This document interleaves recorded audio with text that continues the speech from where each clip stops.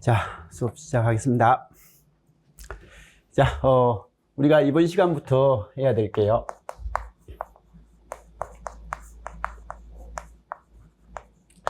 전자공학 이제 수업을 해 나갈 건데, 일단 전자공학 수업이 크게 이루어진 거예요.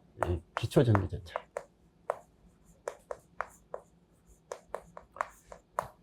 기초전기전자는 우리 학교에서 해로 이론 수업에서 나오는 내용들인데, 실례지만 전공이요. 전공은 어떤 과예요? 아, 과고. 여기는요? 여기는요? 무슨 과예요, 실례지만? 관광이요? 여기는요? 네? 무슨 과인데요? 방송기술이면 뭐 우리 전공이죠. 아, 옛날에. 여기는 열심히 좀 해주셔야 되겠네요. 그죠? 그래서 아무튼 기초전기전자인데, 이건 전공자들은 이건 좀 학교에서 다 공부를 한 내용이고요. 그걸 이제 비전공자 학생들이 오는 사람들이 있어가지고 이거부터 이제 수업을 하고 실제로 이제 전공에 들어갈 겁니다. 그래서 이거 끝내고 나서 일단 전자공학이요. 근데 이게 기초라고 하고 이 전자공학을 하기 위한 기본 학문인데, 이게 짧게 해가지고 옛날에 수업을 한 적도 있는데요.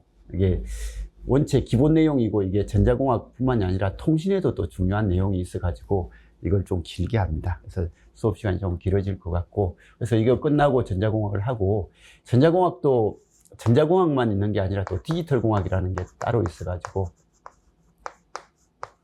우리가 실제로 공부해야 될 전자공학이 기초전기전자 공부하고 전자공학, 그다음 디지털 공학 이렇게 좀 해야 될 내용이 좀 많습니다. 많은 형태니까 조금 열심히 들어주셔야 될 것 같고, 어쨌든 전자공학 한 과목 하고요. 그 다음에 이제 나머지 한 과목이 국가직 같은 경우에는 무선공학이죠. 그죠?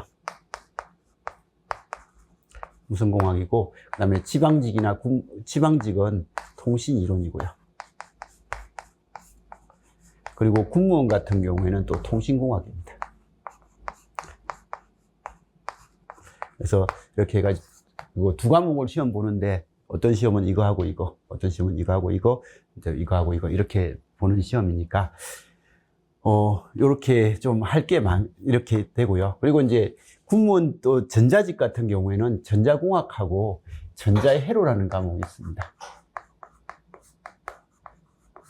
그래서 국무원 전자직은 이렇게 두 과목을 공부를 하고 해가지고, 실제로 이제 우리가 공부해야 될 과목들이 이제 국어 같은 경우에는 이제 이런 식이다라고 하고요.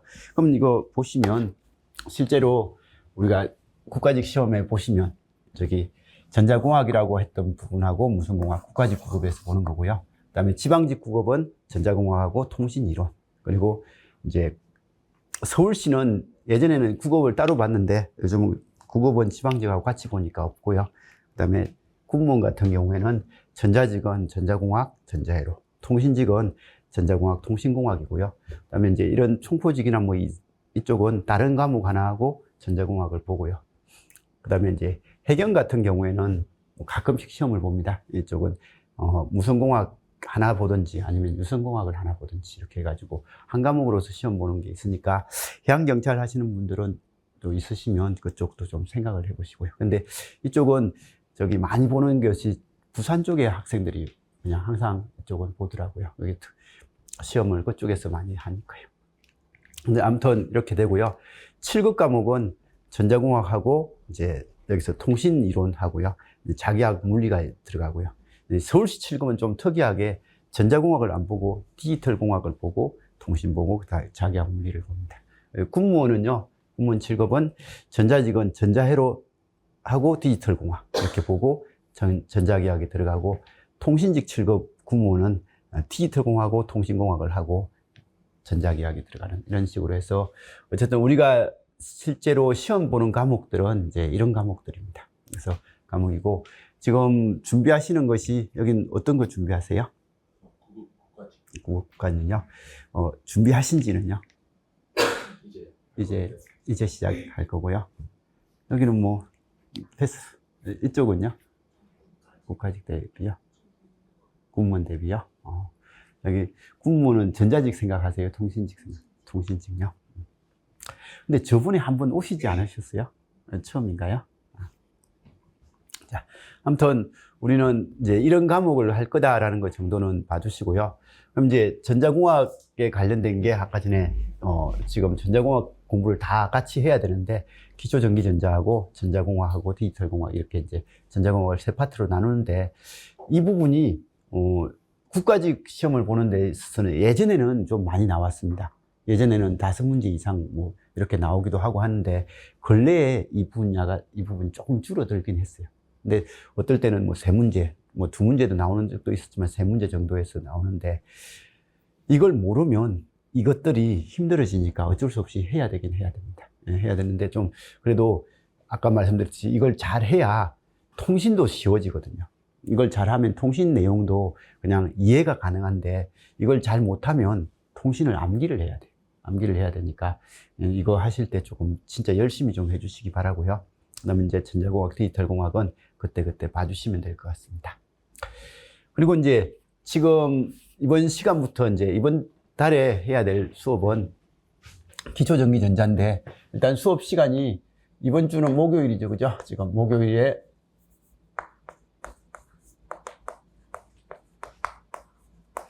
이겁니다. 그런데 이번 주만 목요일이고요. 다음 주부터는 목요일 수업도 하고 화요일도 할 겁니다.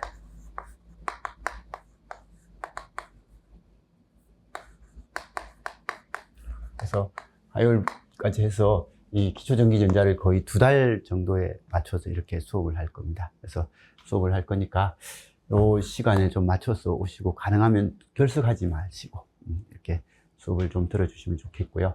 그다음 이제 전자공학을 할 때는 그때는 화요일, 목요일 안 하고 목요일만 해 나갈 겁니다. 이렇게 해 나갈 거니까 요거 보시고 사실 화요일은 정규 수업으로서는 우리 수업이 아니라 여기 정기직 수업이거든요. 정기직 수업인데 이 정기직에서 배우는 한 과목이요. 전기 이론이라는 과목이 있는데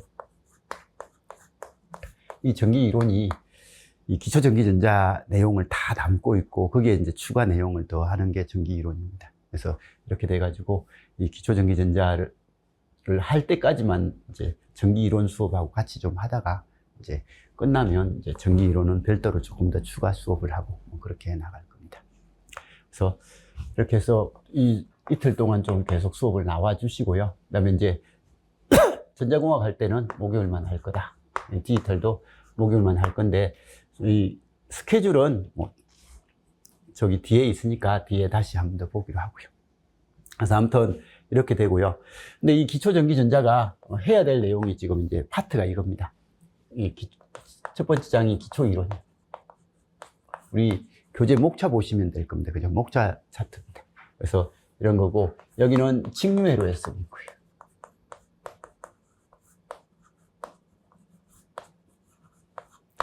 그리고 이제 2장, 3장은요, 우리 교재의 2장, 3장은 이 직류회로 해석에 대한 것들인데, 이건 진짜 필요한 것만 정리했던 게 이겁니다. 그래서 이건데, 이걸 필요한 것만 제가 정리해서 했더니 약간 뭔가 부족한 느낌도 들고 좀 심화가 안 된다는 느낌이 들어가지고, 이 전공서적에서, 이 대학 교재 회로 이론 전공서적에서 이 직류회에서 사용됐던 내용이 있어가지고, 그걸 좀 더 가져왔어요. 그래서 1장 공부를 다 하고 나면 2장, 3장은 1장을 다시 한 번 더 한번 쭉 읽어보고 좀 심화된 내용 확인하고 하는 그런 식으로 2장, 3장을 이렇게 정리를 한 거고요. 그 다음에 이제 4장은요, 전기자기학인데, 이 전자기학 파트는 예전에는 서울시 기출 문제를 이제 서울시가 별도로 또 출제했던 적이 있거든요. 18년 정도 이전까지는요. 근데 그때 서울시 기출 문제에서는 이 자기학 파트 문제가 어떨 때는 3문제가 나오고 막 그랬어요. 그러니까 서울시가 자체 출제를 할 때는 이게 시험이 기초전기전자 파트 문제가 어떨 때는 8문제 나오고 9문제 나오고 뭐 그런 적도 있어요. 그때는 좀 자기학이 많았는데 근래에 이제 좀 정립되고 나서 나오는 시험 문제에서는 자기학 파트 문제가 거의 안 나와요. 그래서 작년, 재작년, 재재작년 했을 때 자기학에서 그냥 이 기초 하면서 배우는 내용 빼고 실제로 그거 빼고 여기서 나오는 건 거의 없었습니다. 그래서 거의 없어가지고 제가 문제 분류할 때는 이쪽 기초에 있는 내용 중에 자기학 내용이 있어가지고 이쪽에 분류한 건 있는데 실제로 여기서 다 배울 수 있는 내용이라서 이건 우리 수업에서는 안 들으셔도 크게 상관없을 겁니다.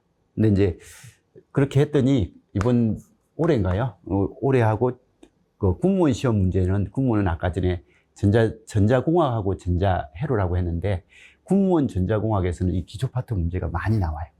많이 나오니까 거기서는 자기학 문제가 한두 문제 나옵니다. 그래서 군무원 하시는 분들은 그래도 전자공학을 하는 입장에서는 이건 한번 들어봐 주시는 게 좋고 그냥 공무원만 하려고 마음먹으면 이건 좀 안 들으셔도 요즘은 좀 상관없을 것 같긴 합니다. 근데 우리 전공은 그죠? 모르는 것보다는 아는 게 좋아요. 이게 뭔가를 알고 나면 다른 게 연계가 좀 많이 되니까 이걸 알므로 해서 저걸 또 이해가 되는 것들도 많으니까 여유가 되면 꼭 좀 들어주시고요. 이렇게 들어주시면 좋을 것 같고요. 그 다음에 이제 5장부터는 교류입니다. 자, 직류할 때 제가 항상 말씀드리는데 우리가 전기전자통신을 하는 데 있어서 제일 중요한 게 이겁니다. 우리 전기전자통신 아무리 우리가 통신을 해도 통신은 기본적으로 이제 이 회로를 볼 일이 별로 없어요. 통신은 회로를 보는 게 아니라 블록을 보죠, 그죠? 이건 뭐 하고, 이건 뭐 하고, 이건 뭐 한다 라는 이 블록으로서 동작되는데 이 블록을 이해하려면 회로를 알아야 돼요. 근데 회로를 알아야 되는 부분이 있어가지고 이 블록의 이해가 잘 되고 시스템을 이해를 하려면 회로 내용을 모르면 이게 그냥 암기해야 되는 블록인 거예요. 근데 회로 내용을 알면 이거 들어오면 당연히 이렇게 되겠지라는 게 그게 되거든요.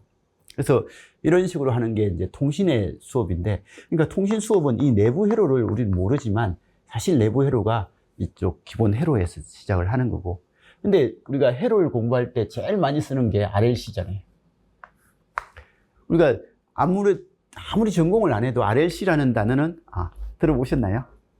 네. 이건 R은 R이고 L은 L이고 그죠? 코일은 이렇게 쓰고 C가 이렇게 쓴다라는 이 RLC거든요.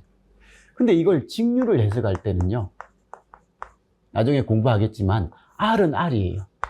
근데 L은요, 이거 단락된 회로예요. 그래서 C는 그냥 끊어진 회로예요. 그래서 이게 직류를 해석할 때는 얘하고 얘를 우리가 잘 몰라도 회로 해석이 가능해. 회로 해석이 가능한데 교류를 할 때는요, R은 R이고요, L은 C는 이건 J-오메가-L, 즉 JXL이라고 표시하고 얘는 J-오메가-C분의 1 마이너스 JXC로 표시하거든요. R은 R이고요.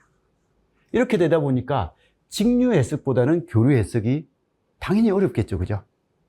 어려운데 이 어려운 걸 파트를 딱 넘어가면요, 여기를 그냥 대충 공부하고 얘를 공부하게 되면 이게 진도가 안 나갑니다. 일단 회로도 정확하게 모르는 상태에서 이걸 보고 있다 보니까 이 부분이 뭐 처음 듣는 입장에서는 좀 어려울 수도 있거든요. 근데 이것도 어려운데 기본 회로 개념도 잘 모르니까 이게 공부하는데 힘들어지는 거예요. 근데 이걸 공부할 때요, 직류를 공부할 때 잘 해놓으면 이 교류 회로를 딱 들어갔을 때 공부할 때 이거 교류 회로도 다 직류의 그냥 기본 회로거든요. 근데 이제 이 부분이 들어가는 거예요. 그럼 우리는 교류 회로 공부하기 전에 R이라는 것과 X라는 것이 뭔지 공부하고 이것들을 합쳐서 이야기하는 임피던스라는 단어가 들어가는데 이 임피던스라는 단어가 뭔지에 대한 정확한 개념을 좀 잡고, 그리고 이 임피던스를 취급하려고 하다 보니까 이건 실수고요, 나중에 이야기하겠지만 이건 허수거든요. 고등학교 때 공부하는 이 복소수 연산, 복소수 연산에 대해서 공부를 좀 하고, 그 다음에 그걸 하는 데 있어서 이 복소수를 다루는 데 있어서 필요한 게 삼각함수거든요. 사인, 코사인 뭐 이렇게 나오면서 하는 이 삼각함수에 대한 내용을 여기서 공부를 하면 할 거예요. 이건 물론 다 돼 있는 사람도 있겠지만 그래도 우리가 수업에 필요한 정도는 여기서 수업을 할 겁니다. 그래서 어쨌든 복소수 연산과 삼각함수 연산을 하는 것을 좀 자연스럽게 잘 하고 나면 그다음부터는 이 임피던스가요, 직류일 때 R하고 비슷하게 보여요. R만 있는 것과 이게 다 있는 것이 좀 비슷해질 수 있어요. 이 신호 처리를 우리가 잘 할 수 있으면. 그러니까 얘들의 수처리가 잘 되고 나면 뭐 RLC나 직류일 때 단락 개방되고 R만 보는 거나 교류일 때 RLC나 있으나 그냥 어떤 저항이네 라고만 딱 되고 나면 이제 그 다음부터 교류회로를 딱 보면 직류하고 비슷해요. 이게 안 된 상태에서 교류회로를 보면 이 직류회로적인 해석과 교류의 이 부분 해석이 같이 맞물려야 돼가지고 힘들거든요. 힘든데 이게 잘 되고 나면 직류회로만 잘 해석을 하면 교류도 직류하고 똑같이 하면 되구나. 그러니까 방법이 똑같은 방법이 돼버리니까 그 다음부터 회로를 보는 게 훨씬 쉬워집니다. 그리고 여기 계신 분들이 우리 시험을 합격하려면 이게 쉬워진다는 느낌이 들 수 있을 정도까지는 공부를 해 주셔야 돼요. 여기까지는 이해 안 되면 2번 봐도 3번 봐도 상관없습니다. 그리고 나머지 내용을 아직까지 진도가 급하다고 해서 안 나가도 상관없습니다. 여기를 계속 보시면서 이해만 해주시면 돼요. 그래서 이것만 이해를 해주시면 그 다음부터 나오는 6장, 7장, 뭐 과도, 라플라스, 뭐 시험 문제에서 간간이 나오고요. 예전에는 자주 나왔는데 요즘은 간간이 나오고, 라플라스도 지방직 시험 문제에서 간간이 나옵니다. 나오는 거 있고, 그 다음에 이제 투포트, 여기 투포트까지 할까요? 2단자 회로, 뭐 이렇게 시험에서는 잘은 안 나옵니다. 근데 이제 회로 해석에서 필요해서 이런 이야기는 한 번쯤 하고 지나갑니다. 그리고 라플라스는 뭐 우리 시험에 잘 나왔어가 아니라 나중에 통선 공부를 할 때 라플라스 개념이 등장을 하니까 그냥 한번 미리 통신 관점에서 한번 이야기하고 가자라는 생각으로서 하는 거고요. 그래서 이런 부분들이 뭐 예전에는 많이 나왔지만 요즘은 잘 안 나오니까 그냥 한번 쭉 들으면서 아, 이런 게 있구나 라는 거 보시고, 투포트도 이 투포트는 회로 해석 관점에서 이걸 알면 좋아서 수업을 하는 거예요. 요즘은 시험 문제에서 빈도가 좀 많이 줄었습니다. 그래서 줄었고, 그 다음에 유도결합 회로가 있긴 한데 이런 부분들은 뭐 크게 신경을 안 써도 되는 부분입니다. 그래서 이런 것들은 요까지만 잘 해주면 되는 거예요. 요까지만 잘하면 여기는 그냥 수업을 아, 이런 게 있구나 라는 걸 봐주시고, 이 부분은 시험에 잘 나와요. 잘 나오는데 이런 것들을 그냥 한번 듣고 나면 별 힘들지 않게 그냥 해결을 할 수 있는 내용이 있으니까 크게 신경은 안 써도 될 거예요. 그래서 공부하실 때 이 부분 직류할 때 공부 열심히 해주시고요. 그 다음에 이제 이 교류할 때 이 부분까지 해서 같이 봐주시고, 우리가 수업을 할 때는 이거 하고요. 이 4장은 제일 마지막에 할 거예요. 저 뒤쪽에 할 거니까 이거 하고 바로 5, 6, 7 하고 이제 4장을 해 나갈 거니까, 아까 4장은 뭐 내가 좀 뭐 이런 것들이 좀 부족하다 싶으면 당장은 안 들어도 되고, 아니면 수업이니까 와서 그냥 한번 쭉 청강식으로 들어주셔도 됩니다. 너무 부담 갖지 말고 들어주시고, 일단 공부하실 때 요 부분까지는 진짜 열심히 좀 들어주시기 바랍니다. 그래서 아무튼 이렇게 해가지고 하는 게 기초전기 전자 형태가 될 겁니다. 전자공학하고 디지털공학은요, 뭐 나중에 이제 이게 끝나고 다시 목차 정리를 해드릴 테니까 그때 봐주시면 될 것 같고요. 그래서 아무튼 이번 7, 8월에, 8, 9월에서 하는 게 기초전기전자인데, 어쨌든 1장의 기초전기이론, 그 다음에 이 회로 해석 방법이 여기에 보충 설명, 전자기학이 있고요.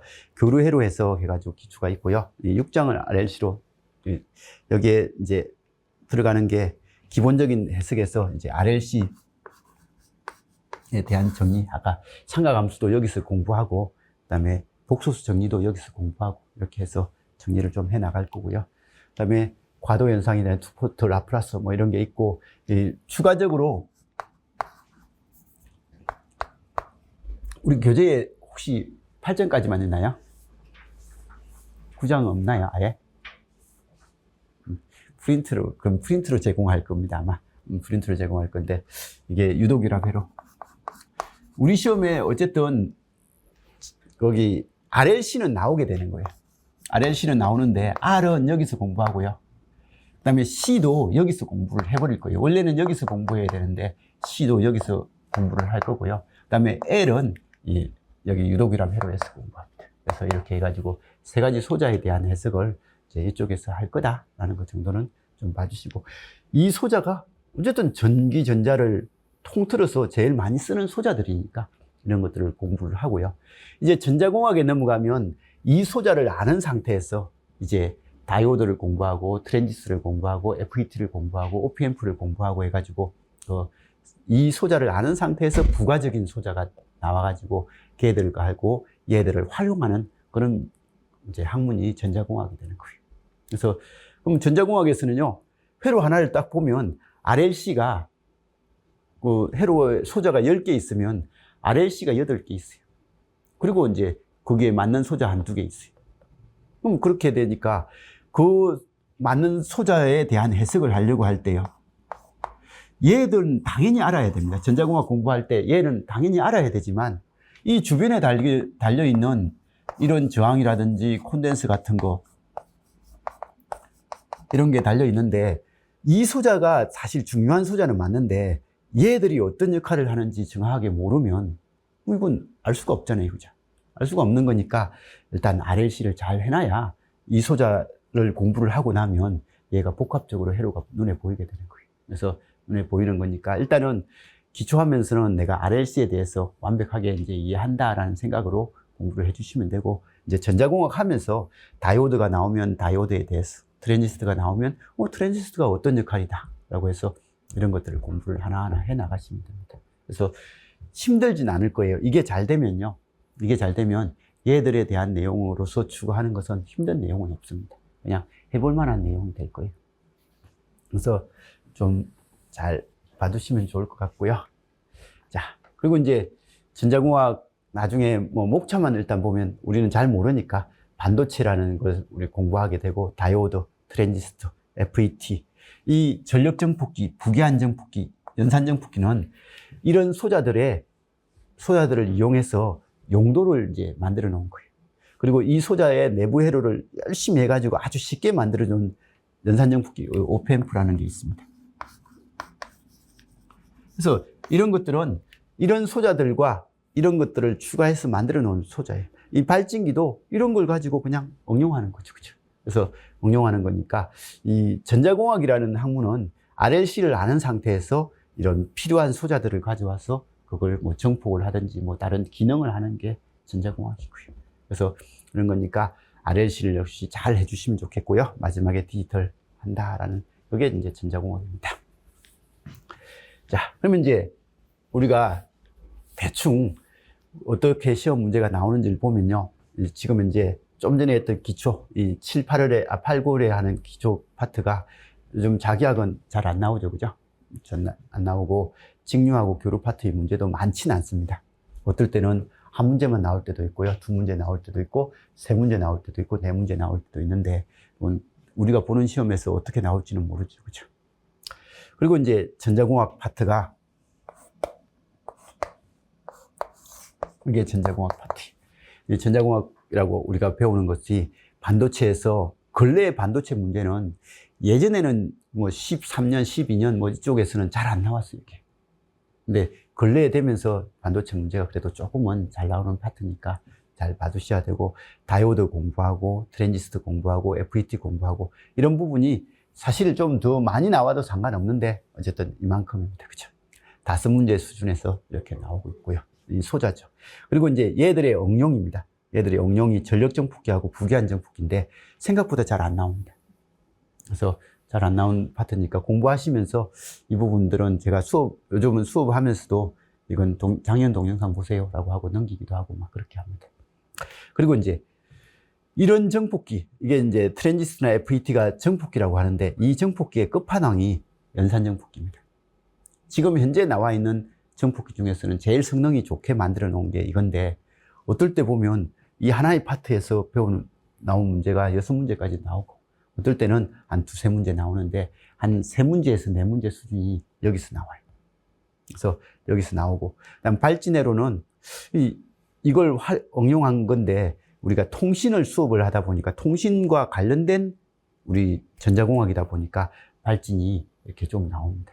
이 발진은 통신 이론을 공부하는 데 있어서 그냥 통신공학을 공부하고 이렇게 하는 데 있어서는 필수적인 요소입니다. 그래서 필수적인 요소니까 이런 게 나오고요. 그 다음에 이제 전자공학 시험 문제에서 통신 문제가 항상 한두 문제가 나와요. 그래서 20문제 중에서 국가직 문제에서는 한두 문제가 항상 통신이 나와요. 그래서 통신이 나오니까 이건 전자공학에서 공부하는 건 아닐 거예요. 우리는 통신을 같이 수업을 하다 보니까 통신에 관련된 내용이 거기서 이제 수업을 듣는 거고요. 그 다음에 이제 디지털 논리 회로가 많을 때는 5문제도 나오지만 한 4문제 수준에서 그냥 꾸준히 나오고 있습니다. 그래서 이렇게 되고 공부하실 때 내가 전자를 만점을 받아가지고 뭐 다른 거 좀 못하고 전자공학하고 통신을 만점을 받을 거다라는 관점에서 공부하면 다 잘해야 되는 건 맞습니다. 근데 이제 전자는 70점, 80점 정도만 하자라고 하면 그때 이제 필요한 건 이건 어쩔 수 없이 잘해야 됩니다. 이걸 못하면 통신을 못하니까. 그래서 잘 해주시고 반도체 쉬워요. 다이오드 할 만한 내용 많아요. 트랜지스터 반은 할 수 있어요. 근데 반은 좀 어렵고 반은 좀 쉬워요. 그래서 이 반은 좀 어려운 것들은 그냥 수업을 어려운 것들은 어렵게 나오는 건 포기하시고 어려운 내용이지만 쉬운 것들이 있거든요. 그래서 그 기본적인 것만 좀 하고 깊이 들어가는 건 포기해도 상관없습니다. 그리고 FET 이건 제가 생각했을 땐 TR보다 FET가 쉽거든요. 근데 학생들은 FET를 어려워하더라고요. 어려워하는데 그래도 여기도 기본 문제 쪽은 있는데 좀 심한 문제가 들어가면 얘는 좀 어렵긴 합니다. 어렵긴 하고요. 전력정폭기 쉬운데 시험에 잘 안 나오니까 뭐 이쪽은 넘긴다고 하면 연산정폭기가 생각보다 쉬워요. 얘들보다 더 쉬워요. 그래서 더 쉬우니까 얘가 좀 힘들어도 얘는 맞출 수 있을 겁니다. 그리고 이제 발진은 공부를 하면 되는 거고 통신은 통신에서 배우면 되는 거고 논리회로가요 역시 쉬워요.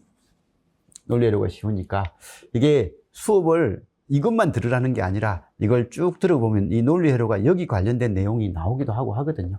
그래서 하고 하니까 그냥 수업 들으시면서 아 이런 게 있구나 하고 넘겨서 보면 이게 좀 쉽게 들리고요. 여기도 이 관련된 내용이 당연히 나와요.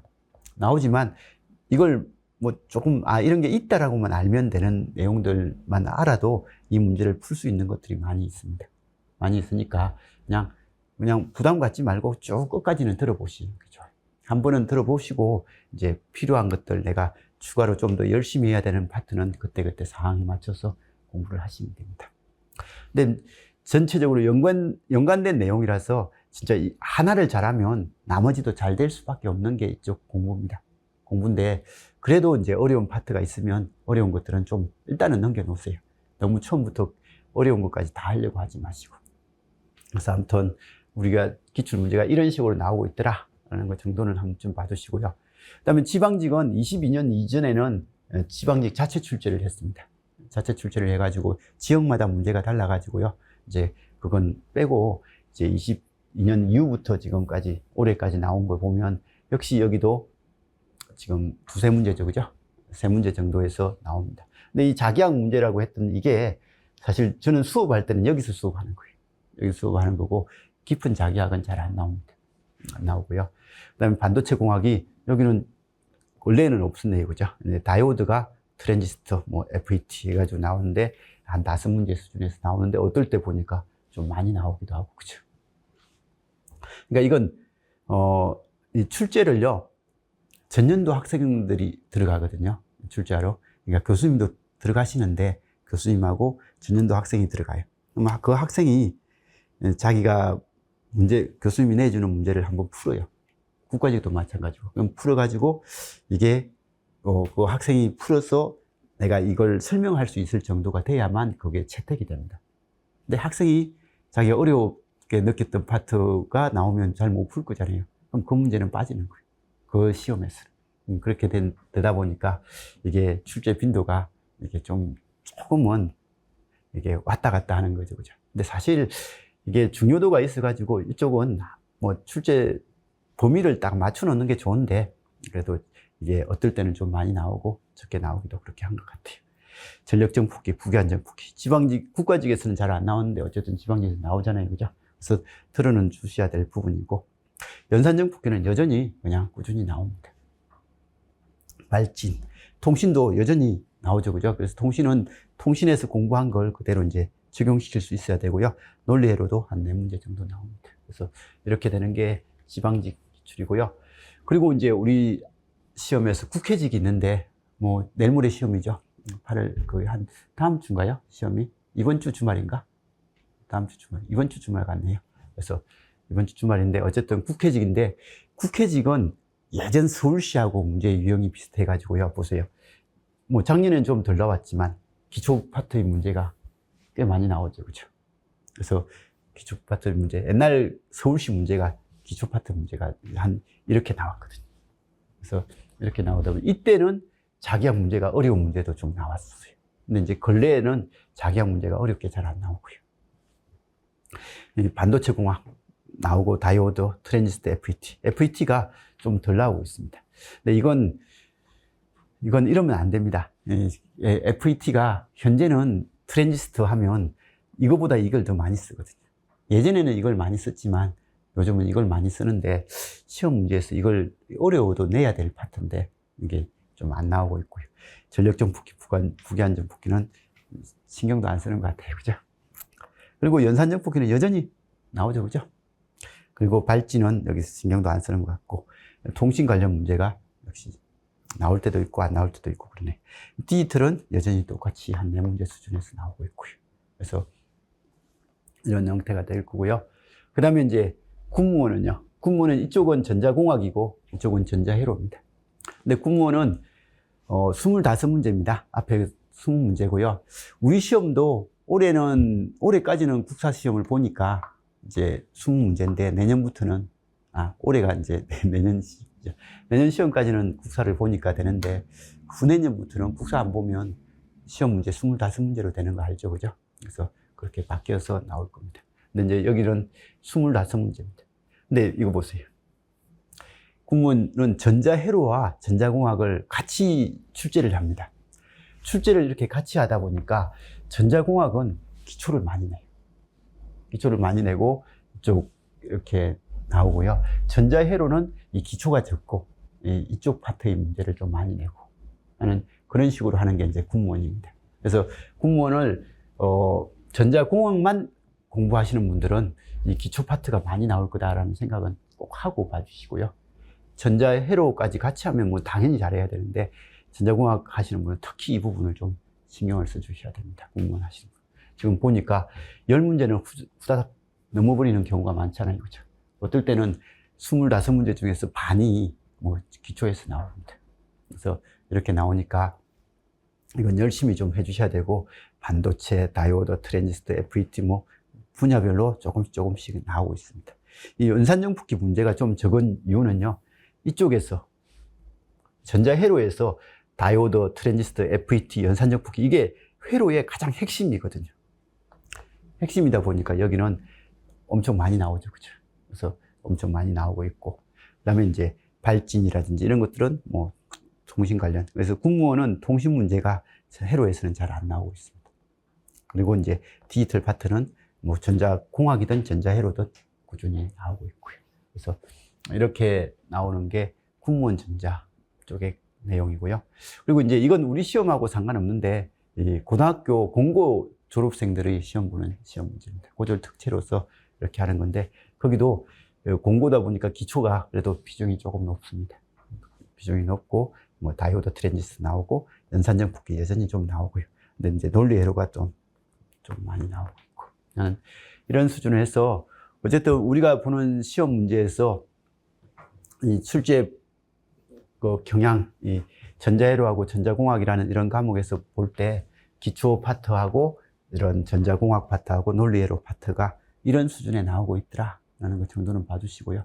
근데 이제 이게 제가 수업하면서 힘든 게요, 문제 출제가 어떨 때는 진짜 이 TR이 나오든 FET가 나오든 아주 얇게 나오다가, 어떨 때는 훅 들어가서 나오다가 이렇게 대중을 못 잡는 경우가 많이 있습니다.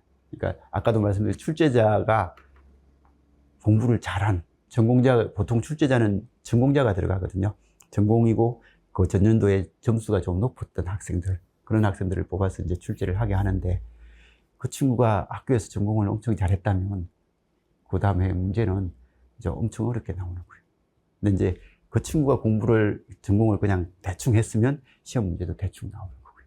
그래서 그렇게 되는 거니까. 근데 요즘 문제들은 그래도 문제가 조금 좋아지고, 그 이론 해석에서 그냥 이론 원리적인 관점에서 문제가 좀 나오고 있긴 하니까, 그래도 공부만 좀 잘 하시면 되는데, 어떨 때는 좀 깊게 들어가서 문제 못 푸는 문제도 나오기도 하고 그렇게 될 겁니다. 그건 어쩔 수가 없고요. 그런 시험 되면 전공 꽈락나니 이런 이야기가 많이 나오니까, 시험 어려우면 그 어려운 것 중에서 딱 잘 봐요. 문제를 딱 보면 어렵네 라고 하면요, 어려운 것 일단 지우고요, 쉬운 것만 잘 풀고 어려운 것들은 대충 그냥 찍고 넘기세요. 그렇게 해야지 어려운 거 어렵다고 이렇게 잡고 있으면 그런 시험 문제에서 꽈락 당하기가 참 쉬워요. 어려운 것에 말려버리면 쉬운 걸 놓쳐버리거든요. 쉬운 건 풀어내셔야 됩니다. 그것만 해도 시험 합격할 수 있는 수준이 될 겁니다. 그리고 우리 시험이 일단 컷이 생각보다 높지 않잖아요, 그죠? 근데 올해는 좀 높게 형성이 된 것 같아요. 근데 올해 그 국어, 영어, 국사가 좀 쉽고 하다 보니까 좀 높게 형성이 됐는데, 전반적으로 우리 시험이 컷이 높지 않으니까 너무 어려운 내용에 대해서는 그냥 마음 편하게 넘긴다라는 생각으로 할 수 있는 것. 그러니까 수업하면서 그래도 좀 쉽다라고 생각되는 것들 위주로 좀 많이 해주시면 좋을 것 같습니다. 자, 그리고 이제 이게 1년 일정입니다. 그래서 우리가 지금 8월이죠. 8, 9, 10, 11, 12, 1, 2, 3, 4인데 4월에 국가직이죠, 그죠? 보통 국가직 시험은 이거고, 그 다음에 6월에 지방직 시험이고요. 그리고 7월에는 공무원 시험입니다. 그리고 공무원이 이제 7월이고, 그리고 국가직 7급은요. 국가직 7급은 7월에 1차죠. 1차 시험을 보고, 그 다음에 2차가 10월 말인가요? 11월쯤에 봅니다. 그리고 서울시 7급도 있긴 한데, 그것도 11월에 봅니다. 그래서 11월에 보니까 이쪽은 아직 올해 시험이 안 끝난 상태가 되는 거고요. 일단은 우리 시험은 이겁니다.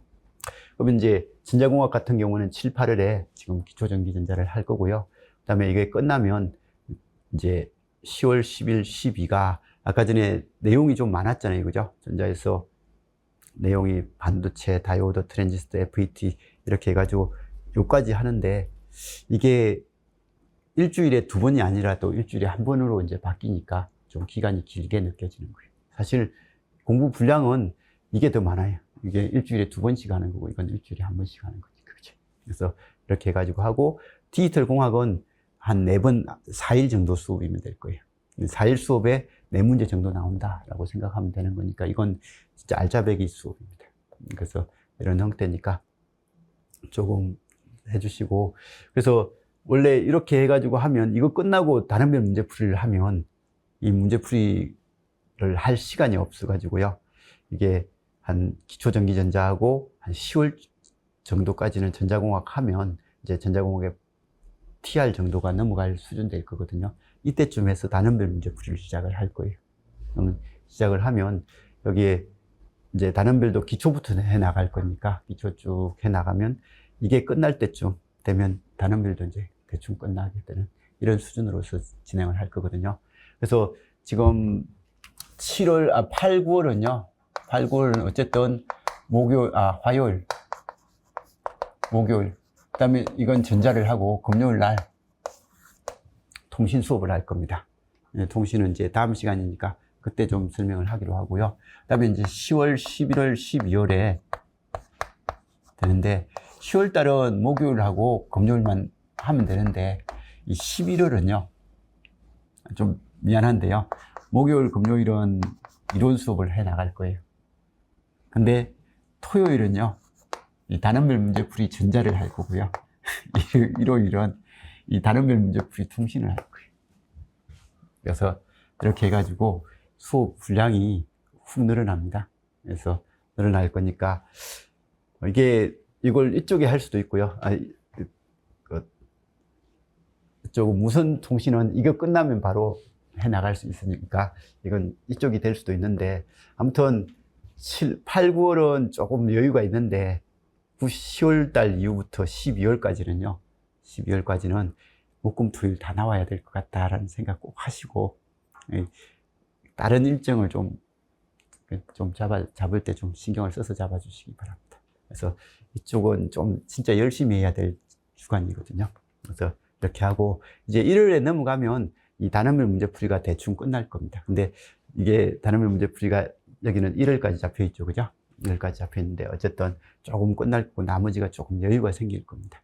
그래서 여유가 생길 거고 2월 되면 얘들은 이제 거의 이론은 다 끝났을 겁니다. 근데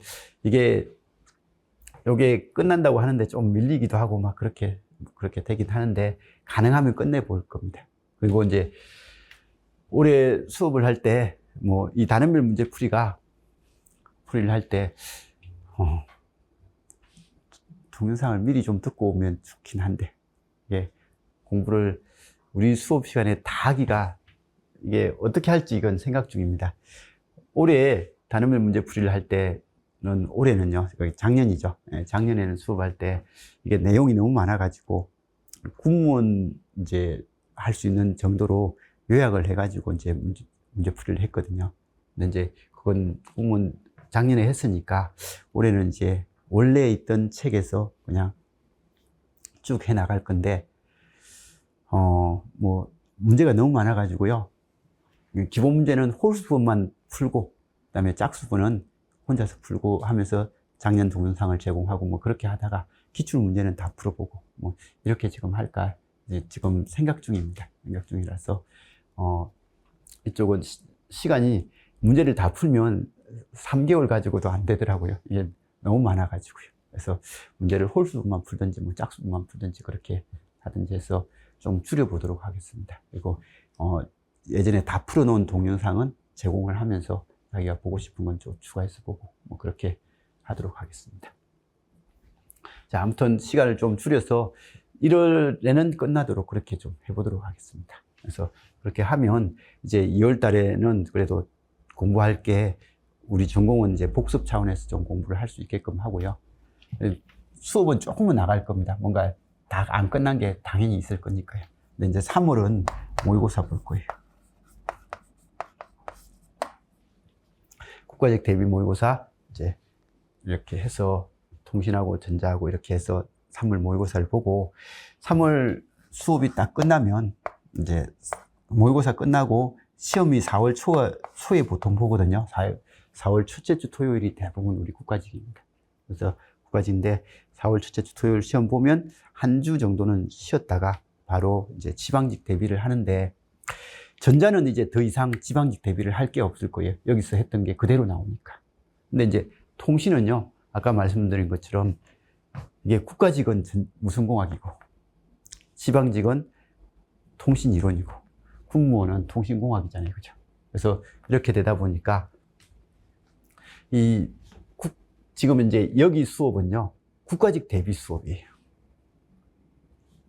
유일하게 지방직 대비 수업은 이거예요. 그래서 요거 형태로 하고, 그럼 그러다 보니까 이 지방직에 약간 부족한 부분이 있을 겁니다. 부족한 부분이 있으니까 그건 4월 달 모의고사 그 국가직 시험 끝나면 이 지방직 대비를 해서 통신에 좀 보충 수업을 하고, 이론 보충 수업을 하고, 또 단원별 문제풀이를 수업을 할 겁니다. 그때는 역시 이때 수업을 할 때는요, 주 4일 될 수도 있어요. 그냥 국가직 할 때 이건 다 됐다. 그리고 국가직 할 때 여기까지는 다 했다. 라고 생각을 하고, 아예 지방직에 대비해서 요 문제만 이렇게 정립을 해서 목금토일 뭐 이렇게 하든지, 뭐 주 4일 정도 해서 한 3주 만에 특강을 하고, 그 다음에 이제 끝나고 나서 모의고사 들어가겠군요. 그래서 한 4주, 많으면 4주고요. 한 4주 정도를 해서 이론하고 문제풀이를 아마 끝낼 수도 있을 거고요. 끝낼 수도 있을 거고, 그래서 4주 정도 해서 끝내면 이제 5월 달이 이제 들어갈 거잖아요. 그죠? 5월 초순 정도가 끝날 건데, 6월 달에 시험이니까 여기서 끝나고 나서 4주 정도 모의고사 보고 이제 시험 볼 수 있게끔. 그래서 모의고사는 끝나는 시점은 아마 시험 보기 한 2주 전에는 끝날 거예요. 그럼 자기 정리 한 2주 했다가 시험 보러 갈 수 있게끔 그렇게 할 겁니다. 그리고 이제 공무원은 올해는 시간이 짧아가지고 그냥 4회 정도로 해서 공무원을 마감을 했거든요. 근데 매년 하는 게 아니라서 내년에는 이제 그 시간 보고 공무원 모의고사는 할지 안 할지 그렇게 결정할 거고, 안 하게 되면 작년 모의고사 좀 올해 모의고사 좀 보시면서 이렇게 정리하시면 될 겁니다. 그래서 아무튼 이렇게 해서 일정을 마무리하는 거고, 이 통신의 일정은 내일 통신 수업이니까 이 부분은 조금 더 그쪽에서 이제 문제가 어떻게 나오는지 보고 이렇게 분석을 하도록 하겠습니다. 자, 아무튼 이렇게 해서 우리가 1년 동안 이제 수업해야 될 내용이 이런 거다라는 것 정도 봐주시고요. 혹시 수업에 대해서 질문하실 거?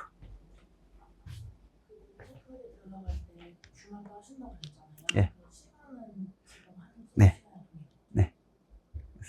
9시 반부터. 9시부터 하면 좋은데 학생들이 9시에 오면 출퇴근 시간하고 너무 막혀서 힘들다고 해가지고 항상 9시 반에 합니다.